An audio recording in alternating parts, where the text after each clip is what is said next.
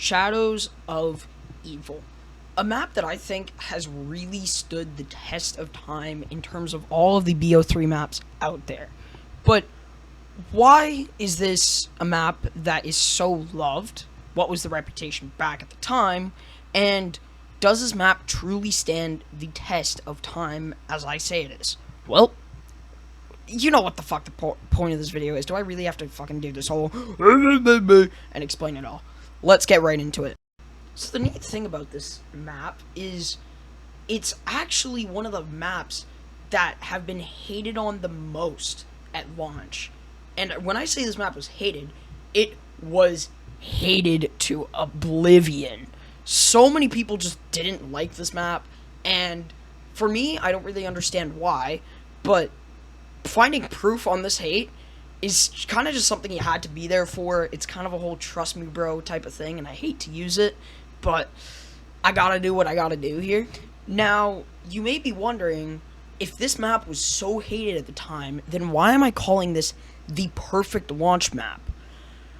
Well, simply put, this map is just perfect. It almost nails in every aspect as a well-made modern map that truly, if BO3 launched with a different map, it wouldn't be as appreciated as it was today. Now, that's for later. For now, I want to talk about presentation. The presentation of BO3 zombies on the get-go was something that, frankly, was just done right here. Now, if you don't know Jason Blundell, he is the main guy behind all of these zombie maps that people love. Origins, Mob of the Dead, all the BO3 maps, most of the BO4 maps, I believe, as well. So, this guy knows what he's doing in terms of zombies, but he also knows art. You see, this map has a lot of connections with the COD Zombies map, Mob of the Dead. For those who didn't play that map, that was pretty much an Alcatraz where you had a mechanic that would let you kind of go into this afterlife mode. Now, why am I talking about this map? Because it's a BO3 map. Why are we mentioning a BO2 map right now? Well, to be honest, Mob of the Dead was one of the main inspirations for this map here. Now, the beast mechanic is something that is very akin to the afterlife mechanic, but not the exact same thing. You see, I think it was pretty well known at the time to realize that programming an afterlife mechanic specifically for this map's design wouldn't make much sense. Considering the map is a 1950s, 1920s era aesthetic, having afterlife would be confusing and not fit the theme of, well, fucking aliens. So instead of an afterlife mechanic, which is a symbolism of the pain and suffering and the soul trap that was Alcatraz prison, it's this beast mode. This kind of using the alien stuff around you to kill the zombies and to give you an advantage by opening Pack-a-Punch with it. Okay, so one of the main criticisms of Shadows of Evil that I'm just going to get right out the way is the criticism of Pack-a-Punch shouldn't be a chore and Pack-a-Punch was too hard. Frankly, you just fucking suck. Like, now for those who aren't aware of the Pack-a-Punch system, essentially what it is you grab the summoning key, you go get the other items, you put them in a ritual, you fight a couple of keepers, and then you occasionally kill a Margwa, which I'm actually going to talk about in a second, because I feel they're also something very underrated about this map's presentation and general gameplay feel. One, these rituals aren't hard to do. They're actually fairly easy. You just figure out how to get the parts, and essentially you're done. This is pretty much Shadows of Evil default, just learned now. So, this whole criticism of it's too hard, it's really not. It's fairly simple, And it also works for gameplay purposes and fitting in towards this whole 1920s alien aesthetic thing that they were going for on this map. Also, another thing about this map that is genuinely just perfected here is how all of these new features, the Pack-a-Punch, the look of the map, the way the map plays, the introduction of Gobblegums, is almost done perfectly and actually sets the scene for what BO3 and New Zombies would end up becoming. It shows a new art direction. It shows involvement of this franchise that we have loved for years. Now, me personally, I'm a bit of a new gen, so just kind of give me some slack, but this map truly just swapped a lot of the usual Zombies things. Like, usually you're expecting Primus, you're expecting, Victus, Ultimus, something like that. However, in this map, it's a fresh crew, it's a fresh aesthetic that has never really been done in Zombies before, and it's all new, with a layout that goes through 3 different ways. It has randomized perks, and which were also done very well here, and it's so innovative. It was truly poured in order to give this map the heart and soul the Zombies community deserved. And I want to quickly just say, this is why this map is also remembered far, far more than many others.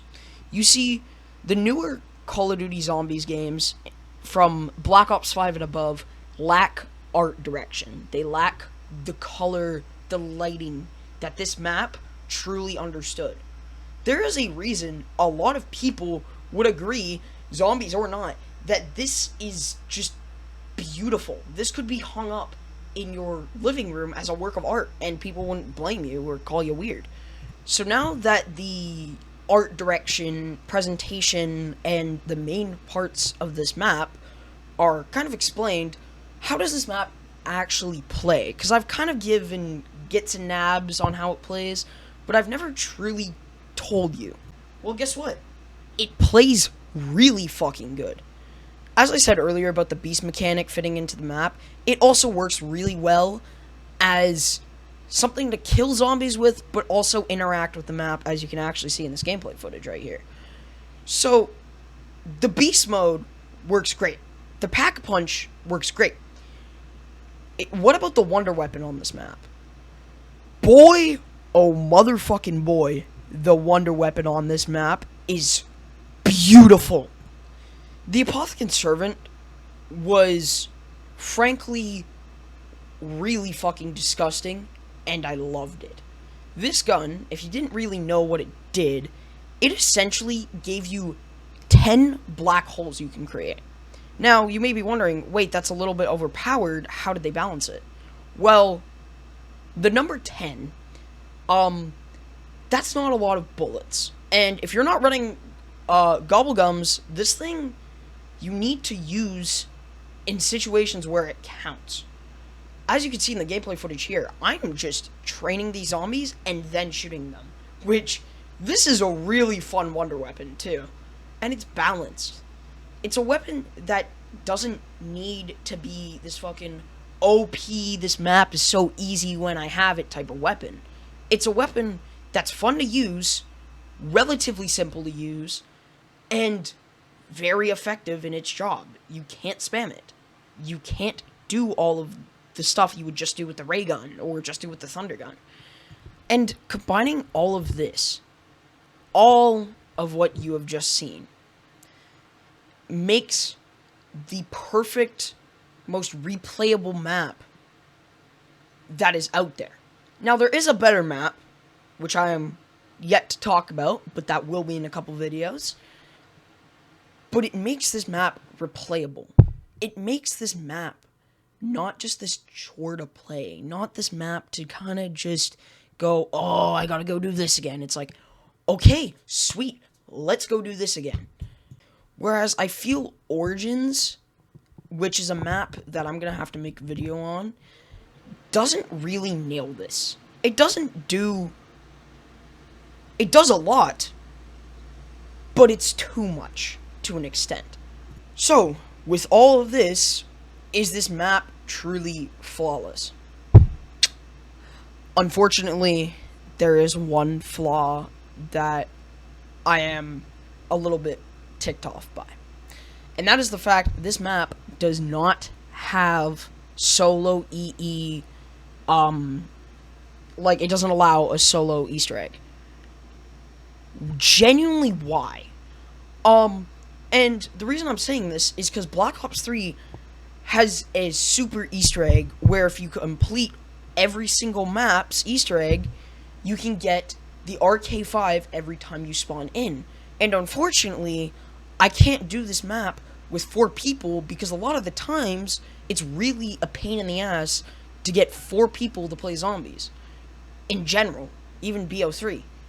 So, it does put a little bit of a stain on the map for me. But other than that, for my conclusion on this, it frankly just does a lot well and does very little bad. Traps are innovative. The art design I have blabbed on for this video too much, geez Louise. The wonder weapons. The everything, really. It just does well.